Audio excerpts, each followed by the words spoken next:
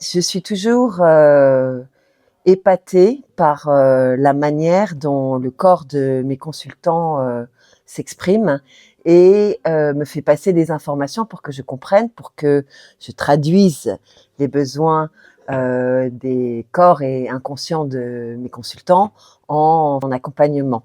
Donc c'est vrai que pour le coup, je pense que tous les thérapeutes Total Reset ont énormément d'anecdotes à raconter sur ce thème-là. Il y en a une, en tout cas, c'était une amie que j'avais perdue d'ailleurs de vue depuis quelque temps et qui est revenue me voir parce que justement, tout d'un coup, elle avait fait des allergies importantes, des allergies qui l'avaient amenée aux urgences avec donc cortisone et antihistaminique. Et en fait, et évidemment, donc consultation avec un allergologue qui avait été un petit peu, on va dire, désorienté par ce qu'elle lui avait raconté. Donc il y avait d'une part une très forte allergie à la poussière, aux acariens, aux moisissures, aux fruits à coque.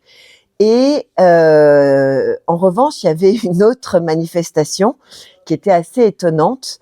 Elle était dans un train, et parce qu'elle n'a pas de permis de conduire, dans un train assise en face d'une personne qui avait beaucoup de boutons, mais des boutons pas de style acné, mais de style justement plutôt pustule, réactionnelle à quelque chose.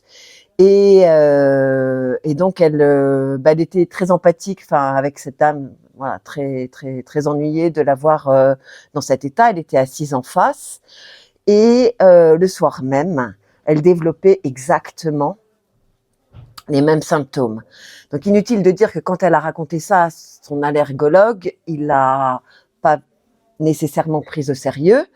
Et alors donc moi j'ai commencé à essayer d'explorer des pistes. Est-ce que c'était une bactérie, voilà, est-ce que la personne s'était d'abord assise à la place de mon ami puis en face, est-ce que c'était, je sais pas, quelque chose, une substance qu'elle avait mis sur son corps auquel mon ami était également allergique. Si c'était le cas d'une réaction allergique, c'est la personne qui était assise en face d'elle.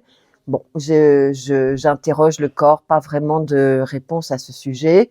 J'avais d'autres choses à faire dans les séances suivantes, donc je laisse un petit peu tomber l'histoire. Et puis quelque temps plus tard, elle me raconte autre chose, c'est-à-dire qu'il lui était arrivé. Elle était en train de regarder une série sur son ordinateur, sur une plateforme bien connue. Et puis le protagoniste principal, tout d'un coup, s'étrangle. Enfin voilà, il n'arrive plus à respirer. Et donc elle-même, exactement. Mais pour le coup, en temps réel, elle a exactement ce même symptôme. Et par chance, on avait rendez-vous ensemble, on avait une consultation ensemble le lendemain. Et elle me raconte ça. Et là, clic. C'est-à-dire, je me dis, ça, c'est une histoire de neurones miroirs. En fait, c'est comme dans le train. Elle a eu tellement d'empathie pour la personne qui était assise en face d'elle.